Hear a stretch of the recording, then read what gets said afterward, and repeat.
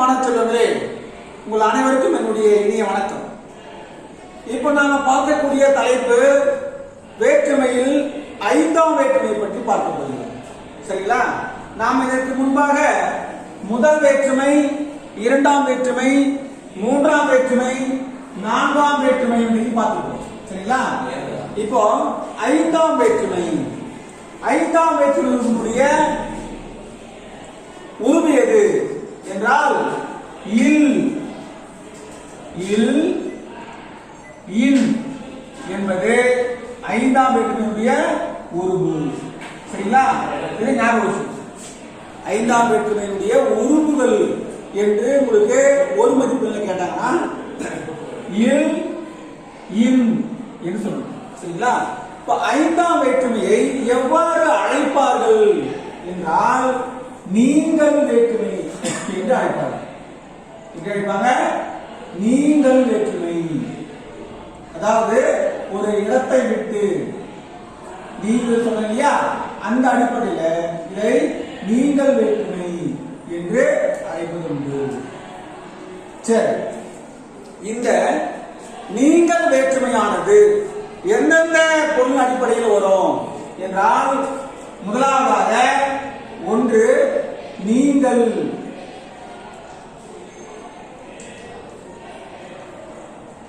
அடுத்தது ஒப்பு,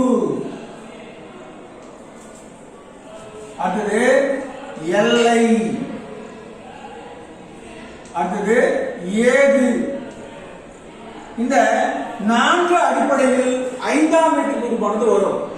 சரிங்களா? அதாவது 5ஆம் வேற்றுமையுடைய உருவுகள் இல், இன் என்பது இதை நீங்கள் வேற்றுமை என்று இந்த வேற்றுமையை அழைப்பார்கள். சரிங்களா? நான் சொல்லக்கூடிய செய்தியெல்லாம் ஒரு மதிப்பெண்ணில் கேட்பாங்க. சரிங்களா? அப்போ இந்த நீங்கள் வேற்றுமையான 5ஆம் வேற்றுமையானது எந்தெந்த பொருள்ல வரும் என்றால் நீங்கள் பொருள்ல வரும், ஒப்பு பொருள்ல வரும், எல்லை அடிப்படையில் வரும், ஏது அடிப்படையில் வரும். ஏது என்றால் காரணம் என்று பொருள். ஏது என்றால் காரணம் என்று பொருள். சரிங்களா? இப்ப நம்ம இந்த ஒவ்வொரு பொருளுக்கும் ஒவ்வொரு உதாரணங்கள் பார்க்கலாம். சரிங்களா?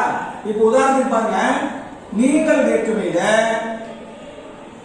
ஊரின் நீங்கினான், ஊரின் நீங்கினான். இதுக்கு என்ன பொருள் சொல்லுங்க பாப்போம். ஊரின் நீங்கினான் என்றால் ஊரை விட்டு நீங்கினான் என்று பொருள். அதாவது ஊரை விட்டு போனான், ஊரை விட்டு சென்றான் சொல்றேன் இல்லையா? அப்போ ஊரின் நீங்கினான் அப்படின்னு எங்க வருது வேற்றுமை உறுப்பு?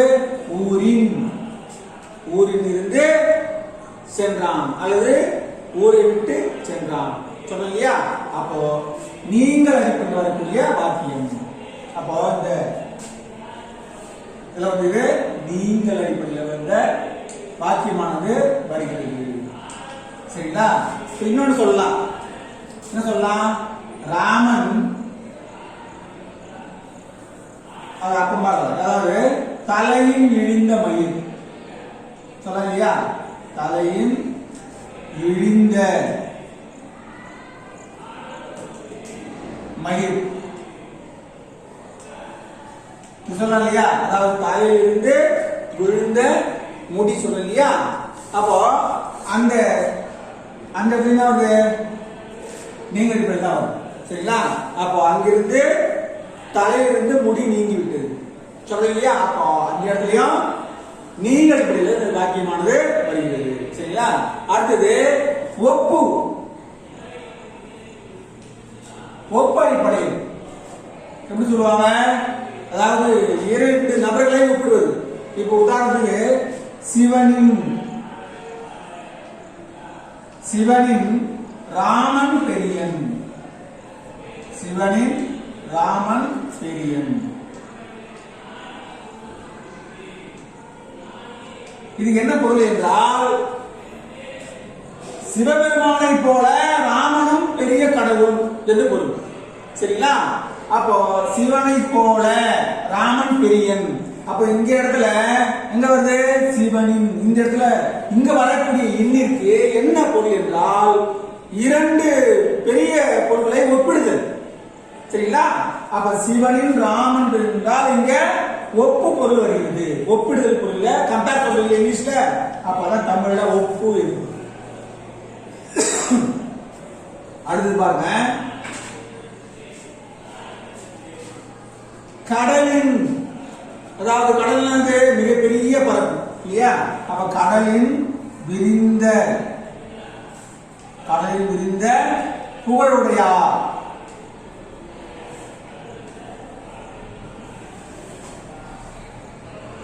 சொல்லலாம் இல்லையா? அப்போ புகழுடையவர்கள் தன்னுடைய மனதை கடலை போல விரிந்த மனப்பான்மையோடு இருப்பார் சொல்லுவோம் இல்லையா? அப்போ அவர்களுடைய மனதை அல்லது அவனுடைய புகழை எதற்கு ஈடாக ஒப்பிடலாம்? கடலுக்கு ஈடாக ஒப்பிடலாம். கடலுக்கு ஈடாக ஒப்பிடலாம். சரிங்களா? அப்போ இந்த இரண்டு வாக்கியங்களும் எந்த அடிப்படை வருகிறது? ஒப்பு அடிப்படை வருகிறது. சரிங்களா? ஒப்பு அடிப்படையில வருகிறது. ஒப்பு என்றால் இரண்டும் ஒப்பிட்டு பார்த்தல் சொல்லலாம். அடுத்தது ஏது, எல்லை.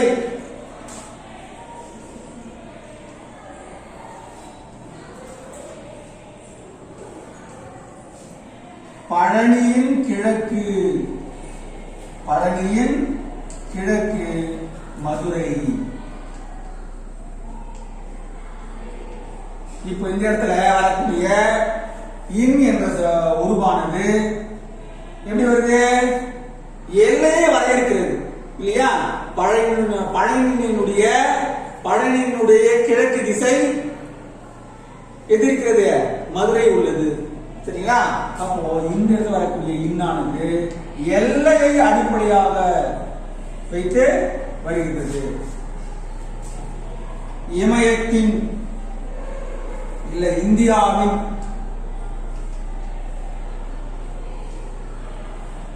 இந்தியாவின் வடக்கே இமயம் சொல்லலையா? அப்போ இந்த இடத்துல வரக்கூடிய இன் என்ற உருவானது எதை வரையறுக்கிறது? எல்லையை வரையறுக்கிறது. எல்லையை வரையறுக்கிறது. சரிங்களா? இப்போ அடுத்தது பாருங்க, நீங்கள், ஒப்பு, எல்லை. சரிங்களா? அடுத்தது ஏது. ஏது என்றால் காரணம்.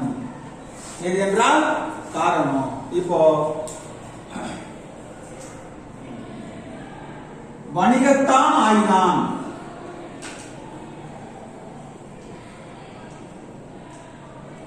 வணிகத்தின் ஆயினான் சொல்லலாம். வணிகத்தின் ஆயினான். இங்க ஆயினான் என்ன பொருள்? முன்னேறினான் இல்ல வளர்ந்தான், வாழ்க்கையில் முன்னேறினான். எதன் காரணமாக? வணிகத்தின் காரணமாக. அப்ப இங்க காரணம் என்பது எதை ஒப்பிடுகிறது? இன் என்ற வேற்றுமை உருவானது காரணத்தை அடிப்படையாக வைத்து வருகிறது. ஆகவே இது ஏது என்று பொருள். ஏது என்பது என்ன பொருள்? காரணம். சரிங்களா? இப்போ ஐந்தாம் வேற்றுமை உருவானது நீங்கள், ஒப்பு, எல்லை, ஏது என்ற அடிப்படையில் வரக்கூடிய நம்ம உதாரணம் எல்லாம் பார்த்தோம். சரிங்களா? இப்போ இந்த ஐந்தாம் வேற்றுமையுடைய சொல்லுறுப்புகள் பார்க்க போறோம். என்னென்ன உறுப்புகள் என்றால் இருந்து, விட,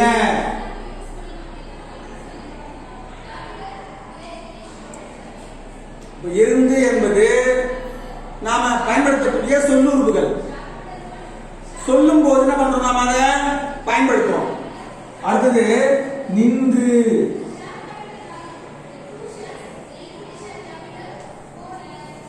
எப்படி சொல்லலாம் அப்படின்னா ராமன் நாட்டிலிருந்து வெளியேறினான். அப்போ ராமன் நாட்டின் இன் வரணும். ஆனா என்ன பண்றோம்? அந்த இன் என்ற வேற்றுமைக்கு பதிலாக தற்கால வழக்கத்துல நாட்டில் இருந்து இல்ல ஊரில் இருந்து புறப்பட்டான் சொல்லலையா? ஊரில் இருந்து புறப்பட்டான். உதாரணம் அப்படின்னா ஊரில் இருந்து,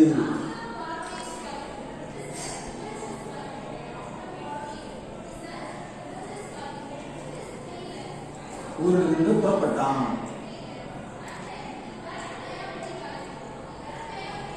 இப்ப பாருங்க, இருந்து என்பது என்ன வருது? இந்த இன் என்ற வேற்றுமை அடிப்படையாக நம்ம என்ன பண்றோம்? தற்கால வழக்கில் இதை பயன்படுத்துறோம். ஊரில் இருந்து இல்லையா, நாட்டில் இருந்து இல்ல சென்னையில் இருந்து ஏதாவது சொல்லலாம். அதே போல விட என்ற சொல்லுருப்போம் இந்த ஐந்தாம் வேற்றுமை உருவ பயன்படுகிறது இல்லையா. உதாரணத்துக்கு ராதை, ராதை என்னை விட பெரியவள் சொல்லலாம் இல்லையா. ராதை என்னை விட பெரியவள்.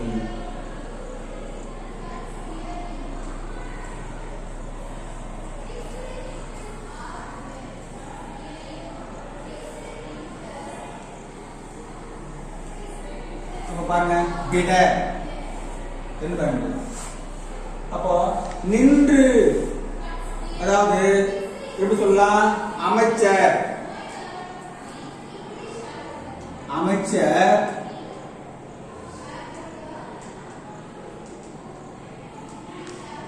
காரி நின்று, அமைச்சர் காரி நின்று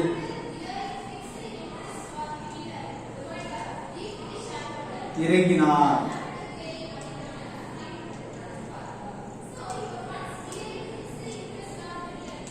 அப்ப பாருங்க, நின்று என்ற ஒரு நாம எங்கிருந்து பயன்படுறோம்?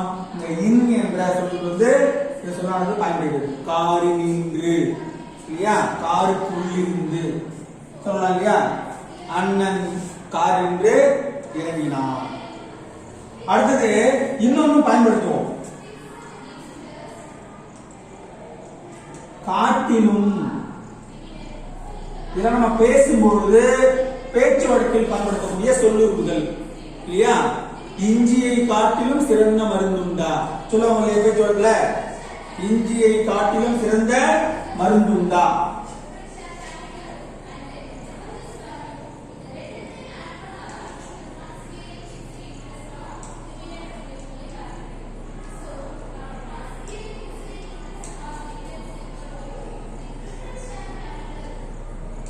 இஞ்சியை காட்டிலும் சிறந்த மருந்துண்டா.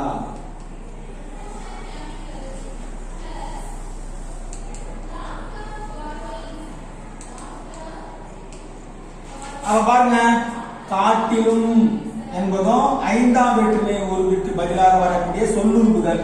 அதே போல நின்று, விட, இருந்து இதெல்லாம் வந்து சொல்லுறுப்புகளாக பயன்படக்கூடிய சொற்கள் சரிங்களா. எந்த வேற்றுமைக்கு?